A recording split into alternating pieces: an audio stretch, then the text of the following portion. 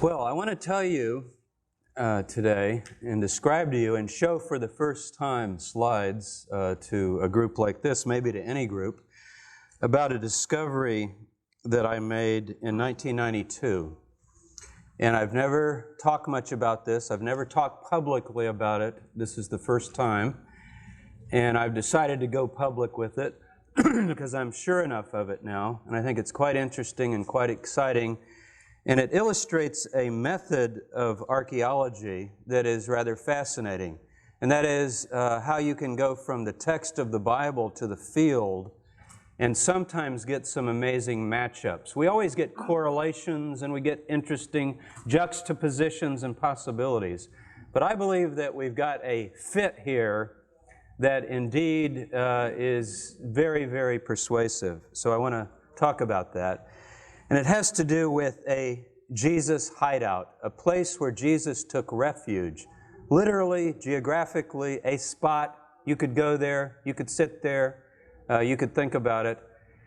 You know, the Gospel of John generally is approached by scholars as being very unreliable historically, mainly on the basis of the theology, the long discourse speeches that don't sound like the Jesus of the Synoptics. So the critical scholars, as many of you know, have kept up with life of Jesus studies and historical Jesus studies, they don't generally make much use of John, do they? It's always Mark, our core gospel, and then Matthew and Luke, and arguments about what came first, generally understood Mark, and Q, the reconstructed document. And even in courses taught in the New Testament, often the professors, I'm even guilty of this, I think, to some degree, we spend all of our time on that interesting synoptic tradition, and then John gets left. On the other hand, in churches and in believing Christian communities, I think John is probably the favorite gospel. But for the very reasons that the historians tend to not value it so highly, that is, it's high theology, it's high Christology, it's very devotional language, right? Where Jesus is clearly the Son of God, come from heaven to save humankind. Yes, He's the Messiah, right? And He knows all things, and He's this divine God walking around on earth. What has often been overlooked, not always, but often overlooked, is that there's a framework that runs through the Gospel of John that has nothing to do with the theology. It's the narrative geographical framework.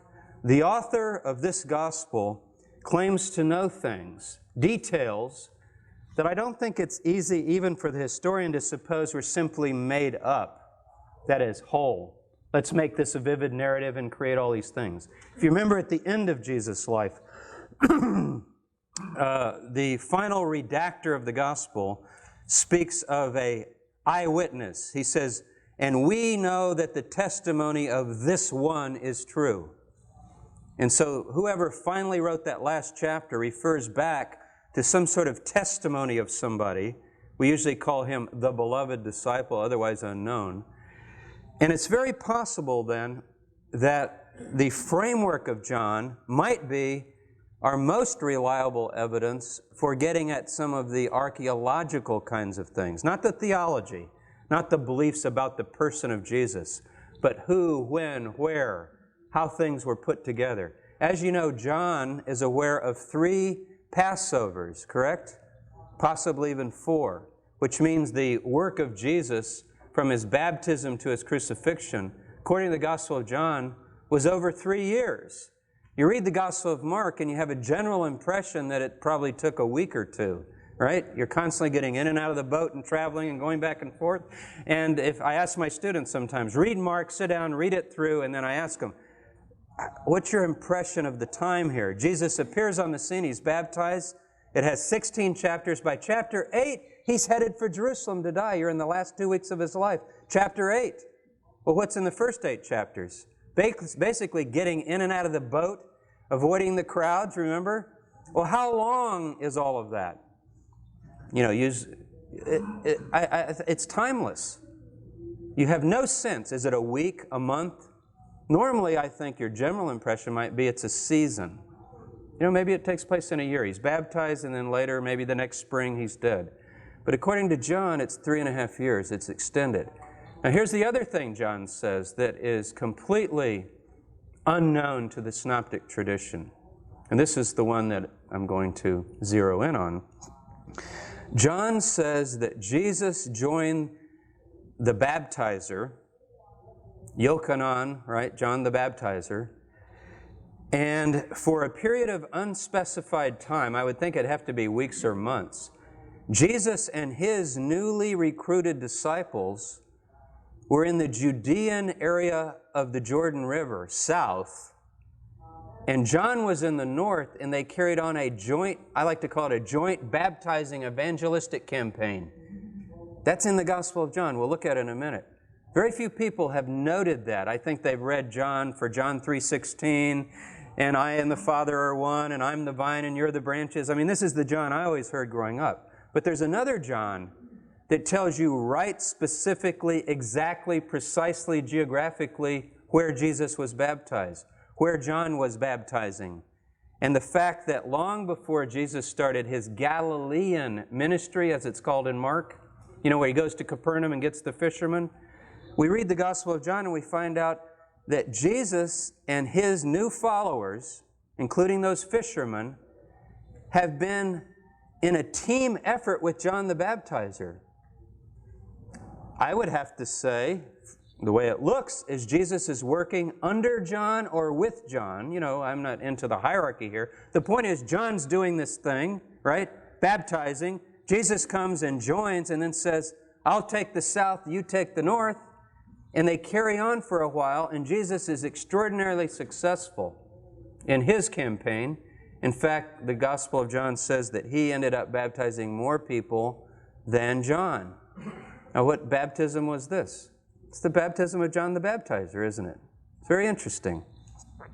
So John tells us that. He also tells us things about the end of Jesus' life that help us with other things, such as the high priest and the courtyard, and he knows about the person who comes to the door and lets Peter and John in, and that sort of thing. You remember some of those details.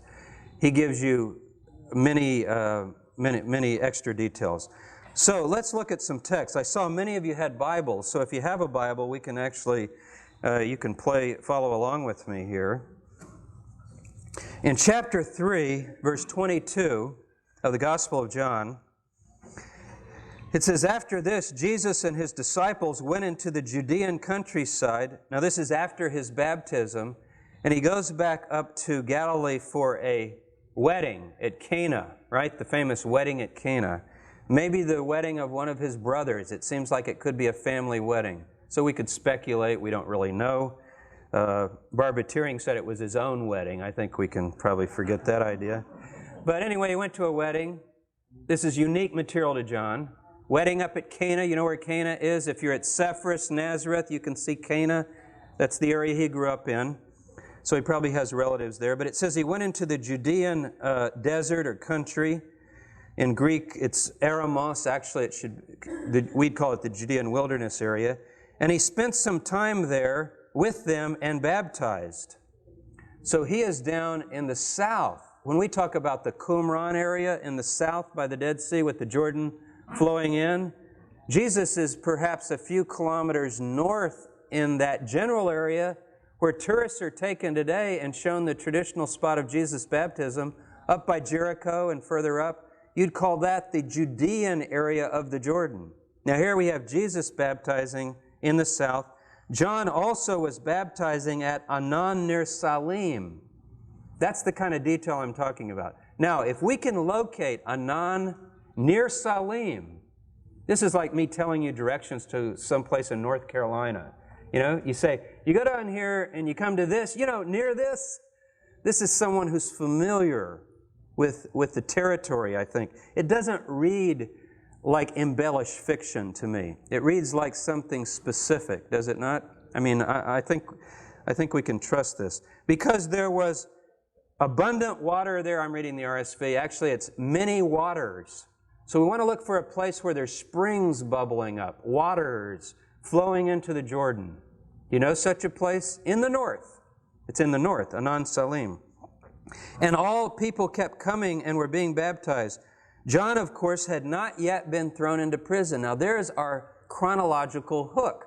Mark 1 tells us of Jesus being baptized, and it says, and after John was arrested, Jesus began to preach and teach in the synagogues. You follow? So what are we reading here? We're reading about a hidden career, only hidden because nobody pays any attention to it. It's right here. An early career of Jesus, what do you want to call it? A pre-arrest of John career in which Jesus has teamed up with John. He's baptizing. John is baptizing up at Anan Salim. I say north because I'm going to show you it's in the north. By the way, it's on the Madaba map, so it's not real hard to figure out where this is. But you're going to see pictures of it in a minute. Now, a discussion arose about purification between John's disciples and a Jew. And they came to John and said, Rabbi, the one who was with you across the Jordan. Now, pay attention to the details. Archaeologists and geographers, when they read language like this, their ears perk up. The one who is with you across the Jordan. This is a standard Hebrew phrase, beyond the Jordan. It's used many times in the Hebrew Bible. What side does it mean? East or west? Who knows?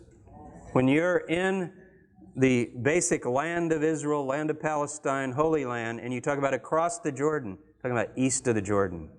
Now, we're going to really get into that today because east of the Jordan is incredibly interesting, not only geographically, but theologically.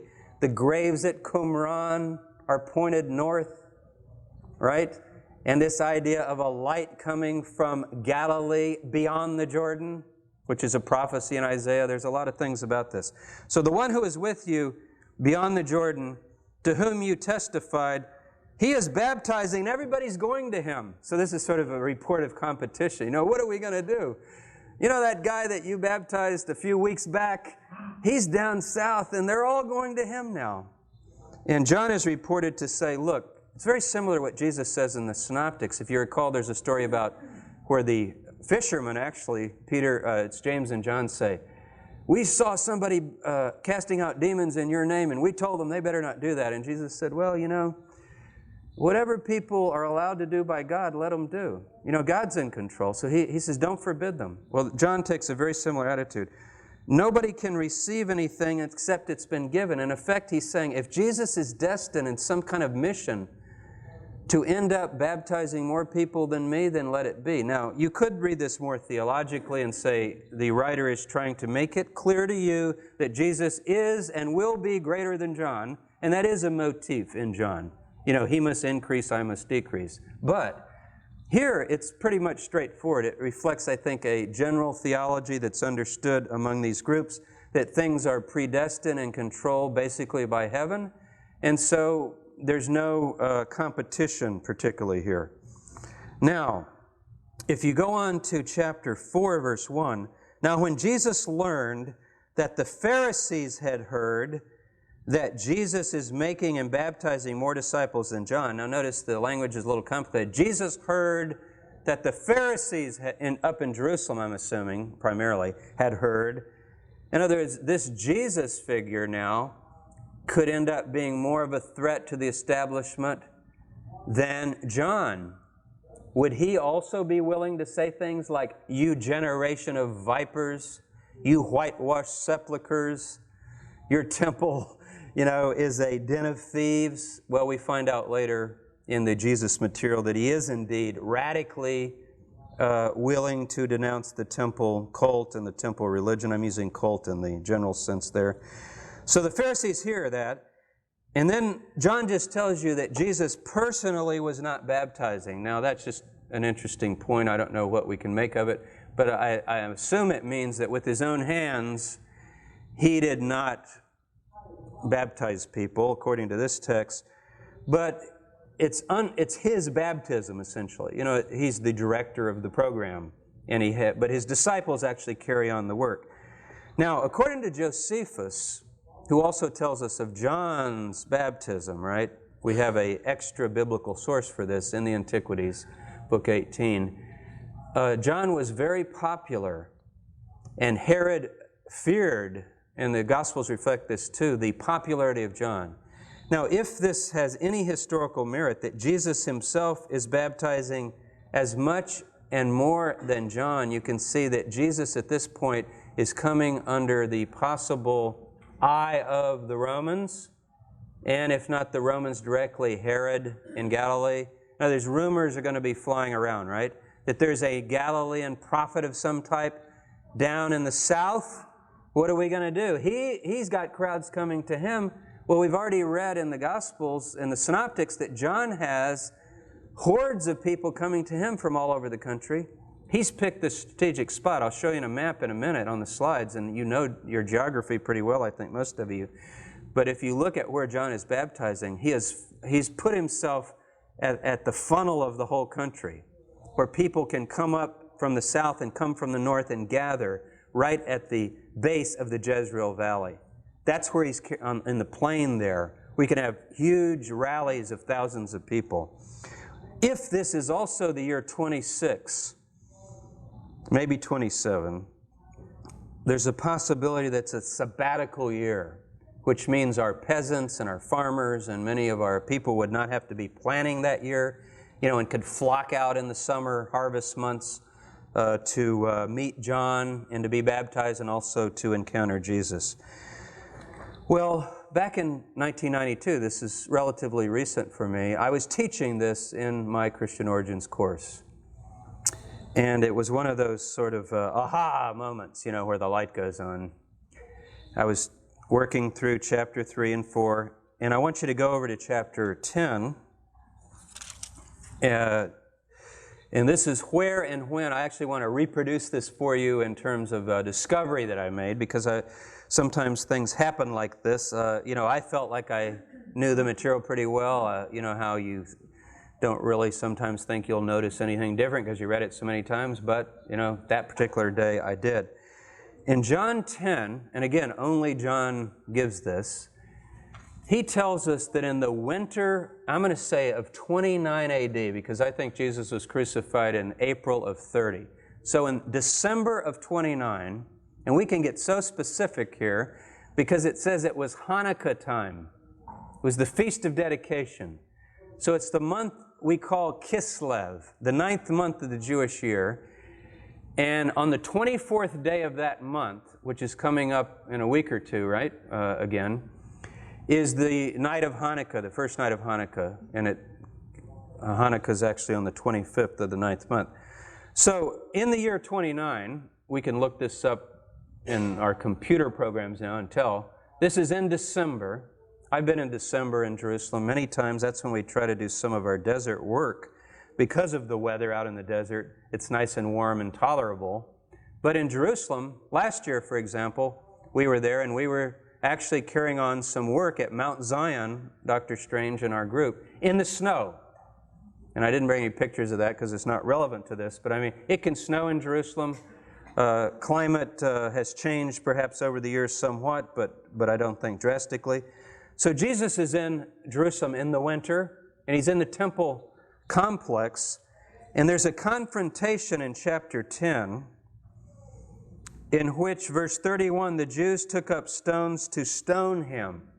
So I was working through that and teaching, and then I noticed in verse 39, they tried to arrest him again, but he escaped from their hands. Now he's up in that Herodian temple area in the courtyard, and it says he escapes. Now Mark knows nothing of this. Mark has Jesus up in the north by Caesarea Philippi, right? About 2 weeks before he dies. And they make the journey down to Jerusalem, remember? It's chapter 8, 9, 10, chapter 11 of Mark, they get there. Okay. Seems like it's a straight shot. Once he starts, maybe up by the Mount of Transfiguration, which very well could be Mount Hermon, I think, not Mount Tabor, sorry.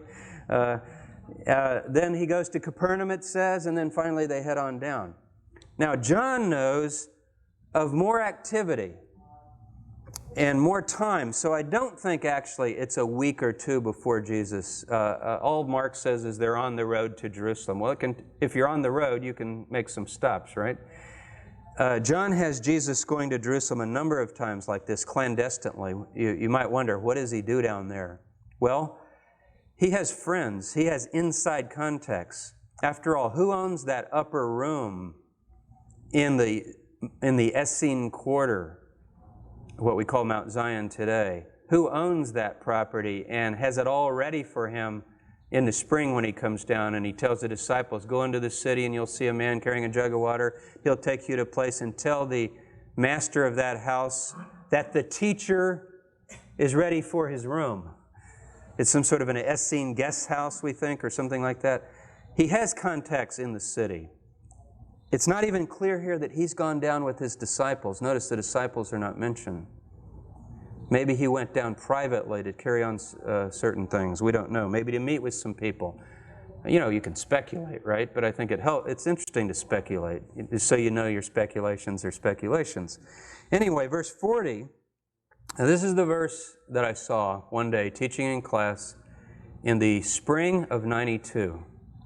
And he went away again across the Jordan to the place where John had been baptizing, and he remained there, and many came to him. And I read that, and then I just paused, and my students probably thought, you know, why is he? I said, wait just a second.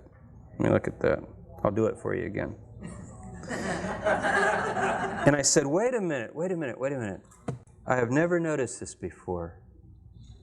He went away across the Jordan, east of the Jordan, at the place where John was baptizing. And I said, you know, we know where that is, because in chapter 3, it says it was up at Anan Salim. So if we could find Anan Salim, then we could go across the Jordan and just see what's there. You know, I mean, not like walking up and down the road looking around, but maybe there's something to this. So I think the students just thought, well, there Tabor goes again, you know, with some idea he got about something. But I went back to my office that day. I mean, I was into this. Got out a map, started looking up things the rest of the afternoon. And by 5 o'clock that day, I had booked a flight to Jordan and called a couple friends. Mike McKinney's here today. He went with me. Called him. I said, I think you got in later on it. But I mean, I booked the flights that day. I had a student assistant, Elizabeth Walker. She called. She encouraged me. You know, oh, go for it. You know, do it. So we had figured it out. Now, why would I be so impulsive? Well, I wanted to go to Israel anyway, but instead I decided I'm going to go to Amman. I'm going to go up there, and I want to see this area. What's across the Jordan from Anan Salim? But let me tell you what I discovered in one afternoon. This is where things sometimes just click like this, and the evidence simply comes together. First of all, I looked at a map. I'll reproduce for you my discovery. On this map is the Tel Salim. It has never been dug. Here is Anan near Salim. So there it is, Anan Salim. And then I noticed this border. Do you see this little dotted line here? This is the border that separates Perea and Galilee. See that right there? From what?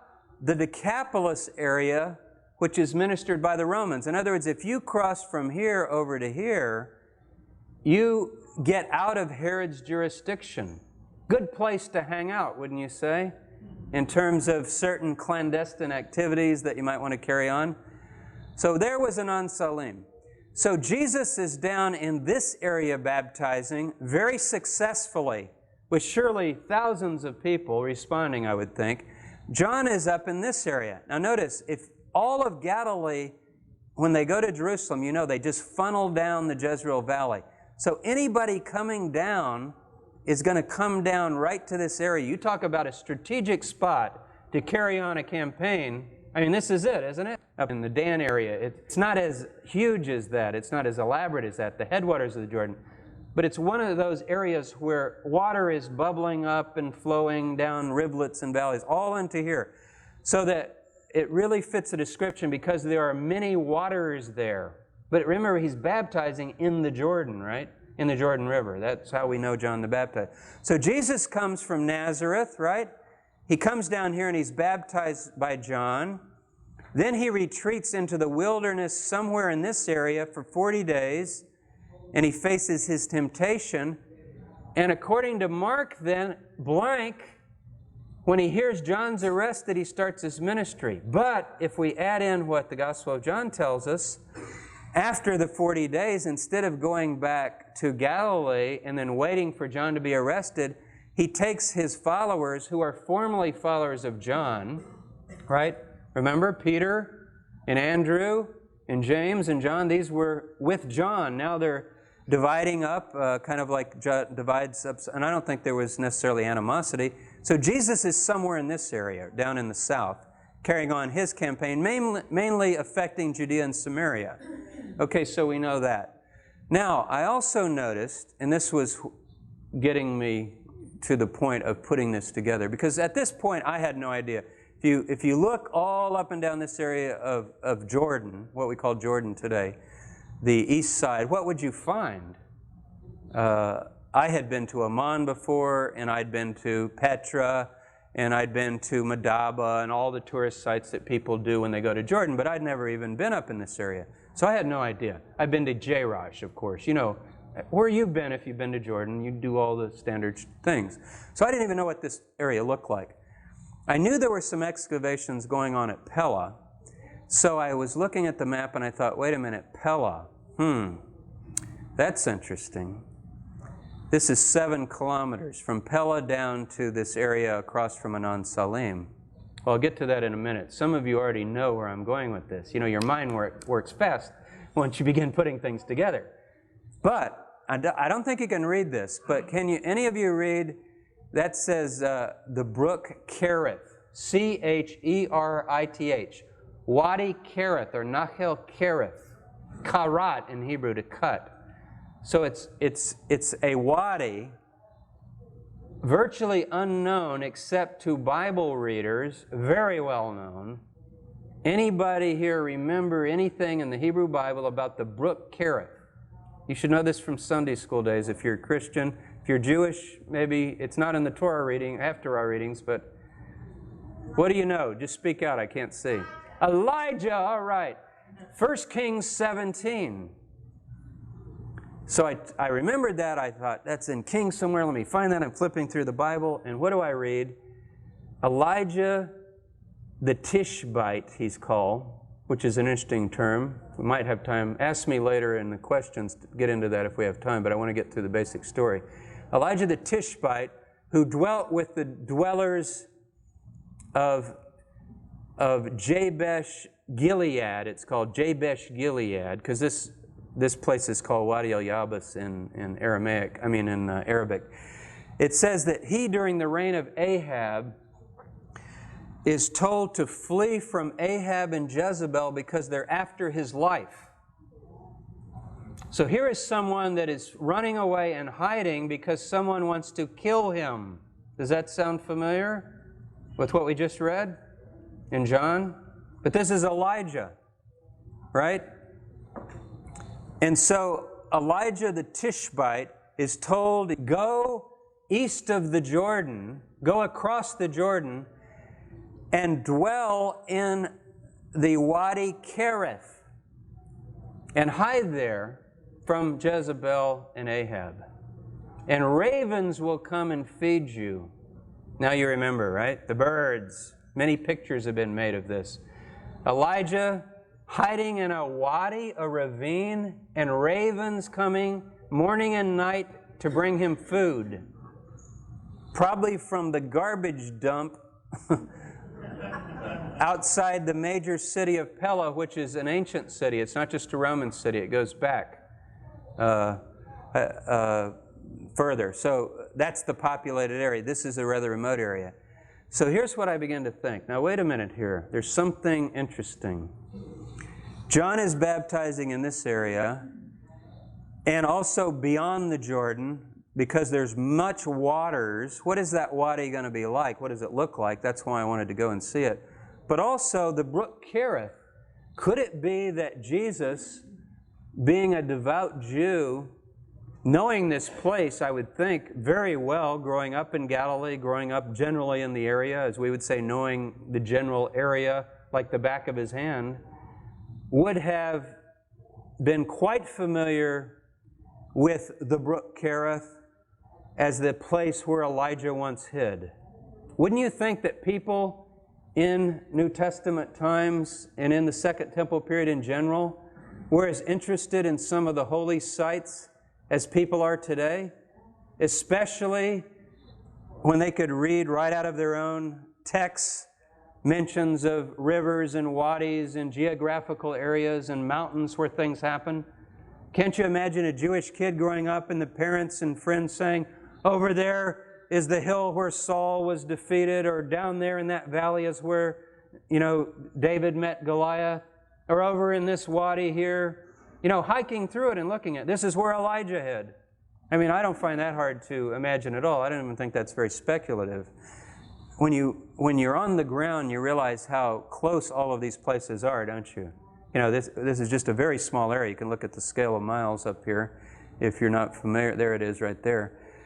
So, Anan Salim, Brook Kerith, John baptizing here, Jesus in the winter of 29, leaving Jerusalem and escaping from their hands. I picture this, no movie has ever made this scene. So if any of you have anything to do with making movies, boy, what a scene.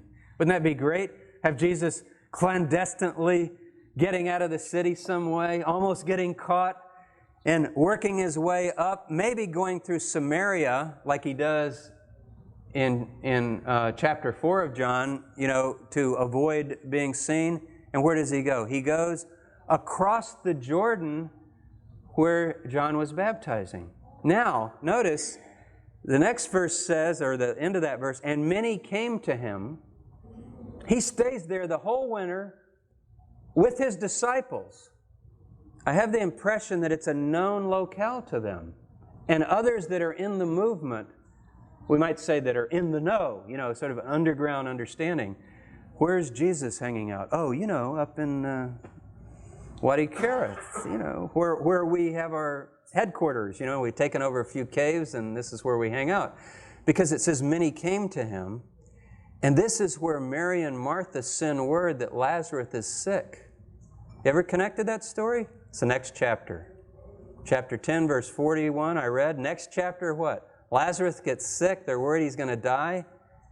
They send word up there and say, you got to come down. Your friend Lazarus is ill. And that's when he decides to go on down. Now, I don't know that Mark even knows any of that, but I don't see it as in any kind of real contradiction with Mark. Mark has him heading for Jerusalem at the end, but he doesn't really say how long. And to stay for December, January, February, March, and then around Passover time, he's getting ready to go down there, and then he decides to go because of the Lazarus situation. I think it's very possible. Okay, now, before I go on to the rest of the slides, I want to make one more point. Pella, back to Pella. All this came to me in that one afternoon. I thought, well, Pella, of course, I know what Pella is. Pella is the city that Eusebius, the 4th century church historian, relying upon Hegesippus. Hegesippus is the most valuable source Eusebius had. Because Eusebius is 4th century, Hegesippus is a 1st century Jewish Christian with Ebionite kinds of leanings, meaning that he tended to have a very primitive, early view of the Christianity, so he's very valuable. Eusebius doesn't like his theology, but he doesn't mind using him for quotations. And Eusebius says that in 67 or 68 AD, when Jerusalem was under siege by Titus and Vespasian, that the Nazarenes, the followers of Jesus, left the city and fled across the Jordan to a place called Pella. That's Eusebius. It's also repeated by Epiphanius, a 4th century historian. I think he's also relying on Hegesippus. So we have a Pella tradition. Most scholars, I would say it's half and half. A lot of dominant scholars have discounted the Pella tradition, beginning with Brandon and others, Gerhard Ludemann. Many now have called into question the Pella tradition as probably just being legendary. They've said things like, why would a group of Nazarenes led by Jesus' brother Simon, because remember when James is killed in 62, who takes over? Cousin Simon, who I think is actually his brother. So led by Simon, a group of how many?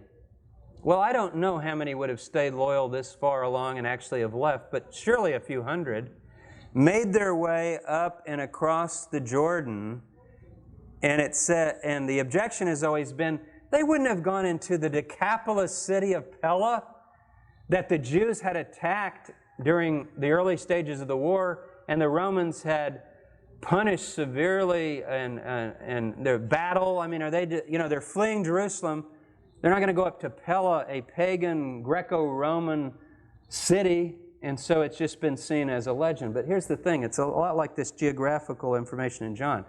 It's very easy to say, oh, Eusebius, Epiphanius, Hegesippus, they're passing on worthless legends. We can't put historical reliability in them. But why make up the name of a city that specific? I mean, I'm a historian. I think as a historian, you read it generally the other way. Of course we're aware of embellishments, exaggerations, what we call tendentious motives for reporting certain things. And in fact, when Eusebius reports that, he doesn't care that it's Pella. He wants to tell you that the bad Jews were punished by the Romans because they crucified Jesus, but the good Jews got away because Jesus warned them to flee. That's his point. See, he does have a theological point. But in passing, he tells you where they went, Pella. So I'm sitting in my office, and I'm putting it together. 1, 2, 3. Anan Salim, the brook Kerith Elijah, and Pella. Meaning, they didn't go into the city Pella. They went east of the Jordan to Perea, it's called. This is called Perea, in the Pella district. Every city has a district. They're in the district of Pella, but are they in the city of Pella? Well, you know where they are, right? Are you ahead of me? Why not? If you're hiding, where do you go?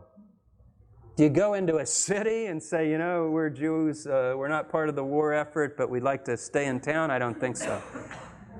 So I'm thinking, you know, I don't know, but at least I'm going to go look at this place. I put this in just to show you, because even way back there, I want you to see that there's that other factor that I actually didn't notice in 92, but have since noticed as I've refined this theory and worked on it, that this brook Kerith is the border. That is, the border of what we call the Decapolis area. So Herod rules Galilee and Perea. Pilate rules Judea and Samaria. If you go into this area, you're in a free zone. It's the Decapolis area, generally administered by Damascus, by the legate of Syria. You see, and where are you? You're at the most southern, remote end of his territory. It's not going to get a lot of attention, perhaps. Now, this is the area around Anan Salim. Those actually are the hills of Jordan right behind. This is the Jordan River, and there's the hills of Jordan right behind. This is where Jesus was baptized, in the north. Coming down from Galilee, you can see how it fits. John is baptizing this area. Of course, we don't know the spot, but generally in this area, where the Jordan flows very deeply, there's all kinds of water flowing. This is in the south. This is about 10 kilometers north of Qumran, where I took this slide. And you can see, many of you have been to this, it's actually very near the Allenby Bridge. And this is where Jesus is baptizing. So we got it just backwards. Jesus is in the south, John is in the north. I think that probably Jesus himself and his disciples spent weeks, maybe months, before John was arrested, right? Down here baptizing huge groups of people. This is Tel Salim right here. The Arabic name for this place, which obviously I had to find when I went to Amman. I couldn't go to our driver and guide and say, I want to go to the brook Kerith where Elijah hid. You know, I'd already gotten a map and, you know, got a good historical map of Jordan. It's called Wadi El Yabis, Yavesh, to dry, to cut, to be very dry, to be rugged. So right across from Tel Salim is Wadi El Yabis. Pella is right here. You can actually, with binoculars, see the ruins of Pella right on this hill, which I did, but I didn't have a telephoto lens. So here's Pella. 7 kilometers south is Wadi El Yabis. The Jordan River is right down in the valley. The springs are down beyond these houses. Here's a ground view of the Tel just to show you something about its height. Isn't that nice? How many levels of habitation do you think we have there? Some of you know that that is a rich incredible sight, and it's small. That's what I like about it. It's not Megiddo, right? Now, as you come down to the wadi, this is what you first see. This is in Jordan now. I'm across the other side. We're staying at a hotel there in Amman. Remember, nobody ever does this. You know, when we went up to these taxi drivers and guides, you know how it is over there. It's so funny. I said, we want to go to Wadi El Yabas. And they're like, no, you don't. You want to go to Petra, you want to go to Madaba, you don't. No, Wadi El Yabas. What? You can't go there. Nobody goes there. Well, we want to go there. Why can't we go there? Well, you can go there, but there's nothing there. Why would you want to go there? We'll take you to Petra, take you to... No. We want to go to Wadi El Yabas. We later found out at Asor, you know, Amman, Acor we call it in Amman, which is the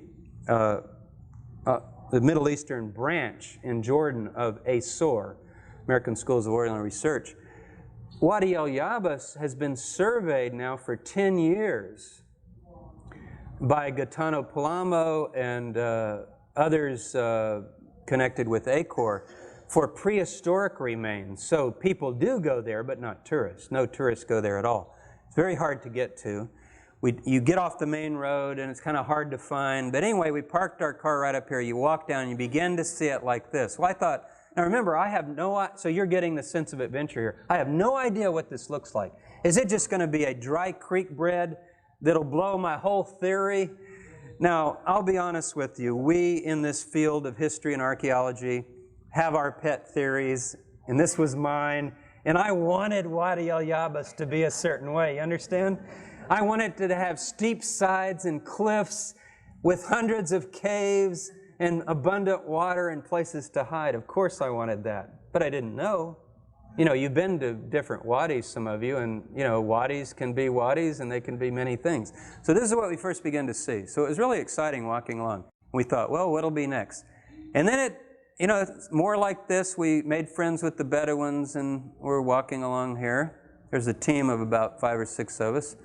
That's me, I think. I think that's Ellsworth walking along. And here I was thinking, well, this is getting good. Look at this case. But it's still pretty open. You know, I don't know about hiding here. But nice flow of water, really beautiful. Then we got deeper. Now look at this. I began to get very, very excited because I could see this cave like this and caves all around. And now there's steep sides, and it really looked like a place we could hide. These are native Jordanian Arab boys we met. We're talking to them. Do you all remember Elijah? No, we didn't ask anything about it. But where did Elijah hide? It was right after the Gulf War. And we're a little scared, frankly, but we gave them chewing gum and talked to them and so forth. This is my son here. He was more interested in taking pictures of like water splashing off of rocks and little plants growing up because he's into photography. But I kept telling him, you know, Nathan, don't you realize this is probably where Elijah hid, you know? And Jesus himself might have spent the last winter of his life right here in this wadi. And the Christians fled, I think, to this area in 70 AD and survived the Jewish war. So I'm pretty excited. Look at this. Isn't that nice? You've got to go there. This should become the tourist. Now, we got to areas like this, and it's like, now what are we going to do? Have you ever done some rapid climbing or something? Well, you know what you have to do? This is the only way.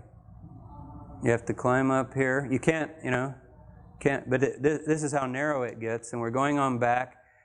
Look at the... Do you love this or what? I was so excited, you know.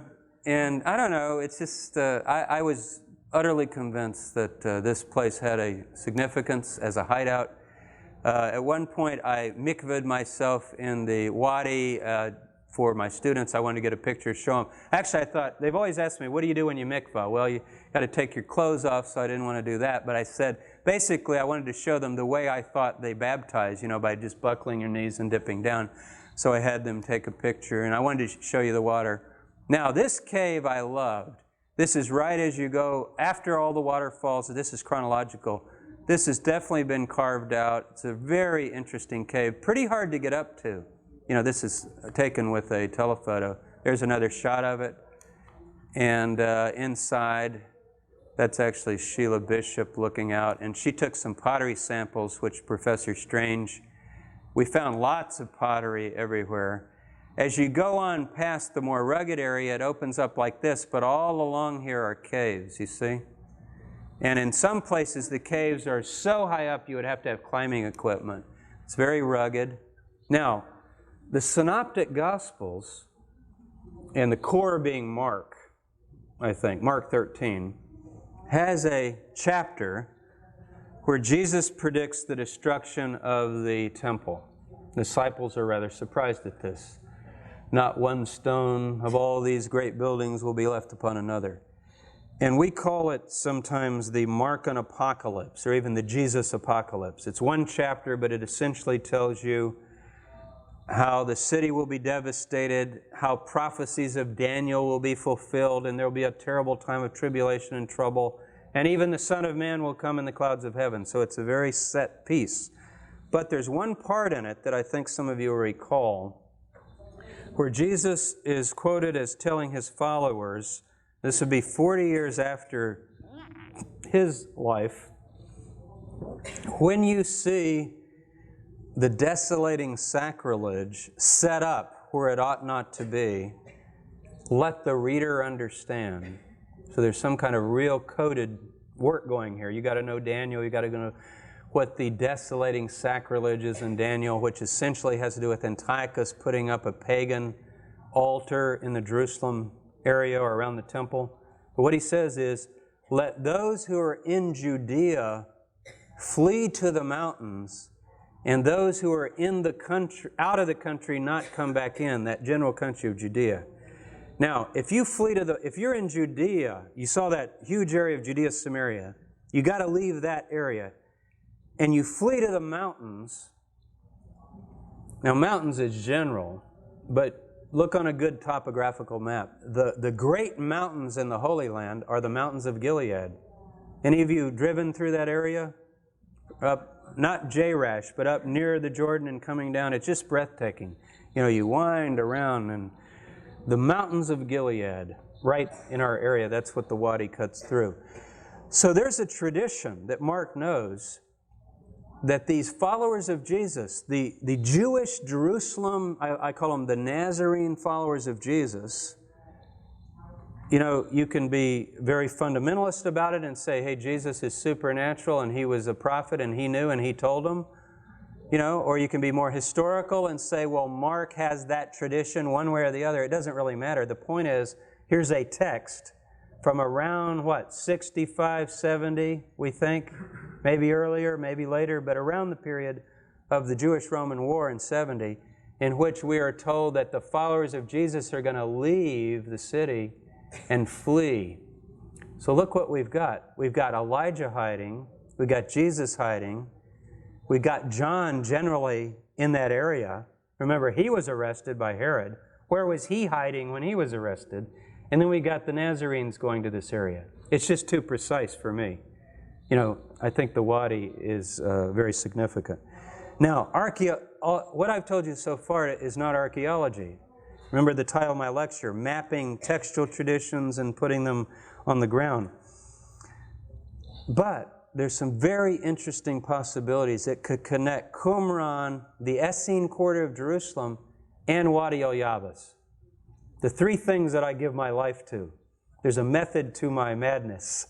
Notice, Qumran we all know. Jody just talked about that.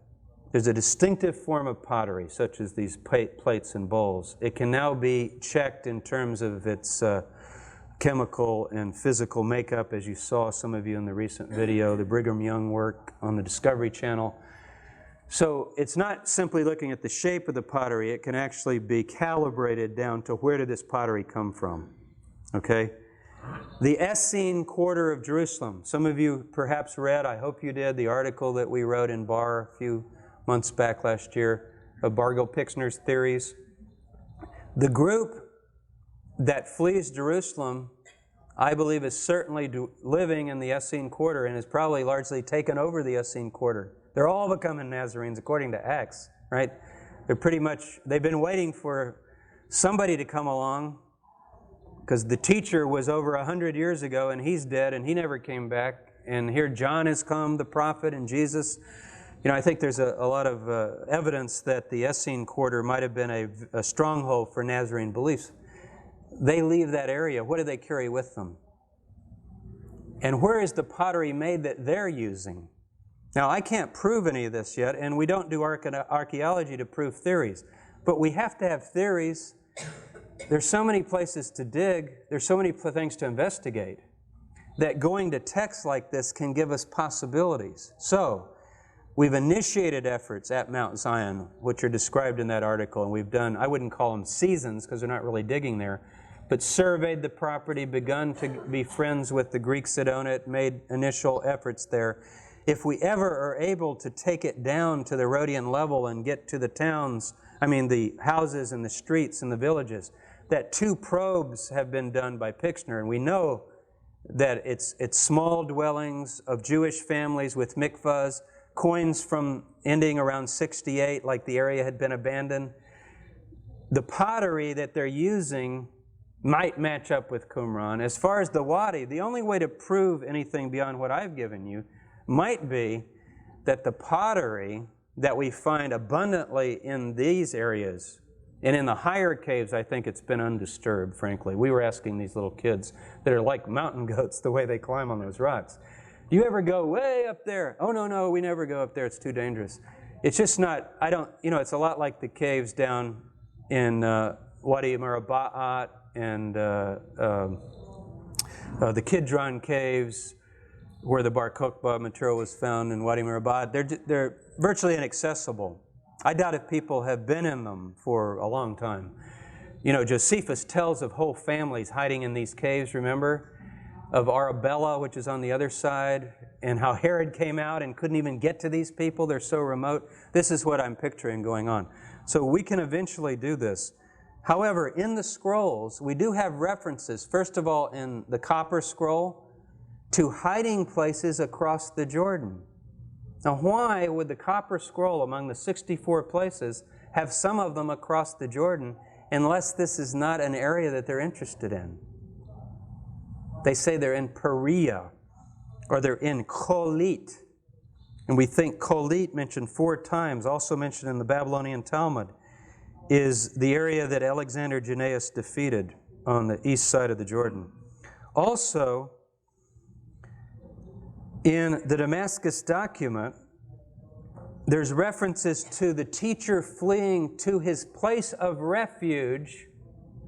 Now this gets really interesting. I only thought of this 2 weeks ago, so I don't even know what to do. I was teaching again, and I began thinking about this. But look, and then I began reading some of Stephen Gorenson's material. Some of you know Stephen Gorenson. He gave a paper at the SPL in '91, and I'd gotten a copy of it and written him. And he had argued that land of Damascus in the scrolls doesn't mean Damascus, but it means Perea, that territory of Damascus. Not that they're just in the city of Damascus. But from Damascus on down the whole east side of the Jordan, these kinds of groups, before and after the Jewish war and all the way back to the Maccabean period, find places of refuge. You know, later we read that this is the stronghold of the Ebionite Nazarite movement. Jerome meets some of these people in the 4th century. And he says, I went east of the Jordan to find some of these groups and up in the north. So think in terms of the northeast, that area, all the way up to Damascus, but not necessarily in the city of Damascus. So Gorenson said, and he had no idea of this theory, this was 91, I didn't even have this theory myself. Here's what he wrote. In any case, archaeologists should look in North Jordan, northwest for parallels to Qumran. For example, in similar tombs, mikvahot, pottery, etc. On the base of the scrolls. So I think that would be the connection we can make. If we can find pottery that is characteristic of Qumran. Now, so far, the samples we've collected, Professor Strange has looked at and simply said, well, lots of the material we brought back, just bags of things to look through. It was Iron Age, it was Chalcolithic, so forth. But a lot of it was your red, what we call early late Roman pottery from, the General Revolt period. But what we need to do is a full survey of the area. So we've got things at Qumran, Mount Zion, Wadi al-Yabas. I think it all connects together and could be quite interesting to be able to nail down. So archaeological, I don't think we could find scrolls, by the way, because of the climate. It's very wet. Gilead is very rainy, wet. It's in the north. Maybe inscriptions on rocks or something, but primarily pottery. But I think in terms of the geography of the life of Jesus and this movement, this Nazarene movement in general, if this turns out to be provable in any way or verifiable, beyond the texts that I've given you, which I think are pretty strong themselves. What do you think? You know, you can ask me about them. But something that you could, it gives us an untouched scene that we can think about and a whole chapter, really, in the life of this movement of refuge. Now, let me close with one other text.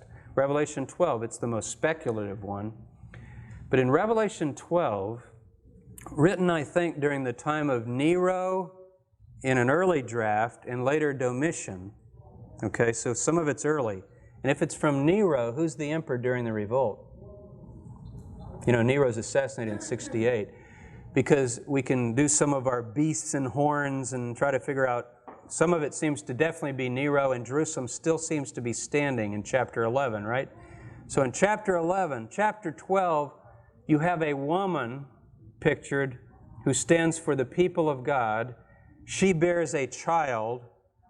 The child is the Messiah.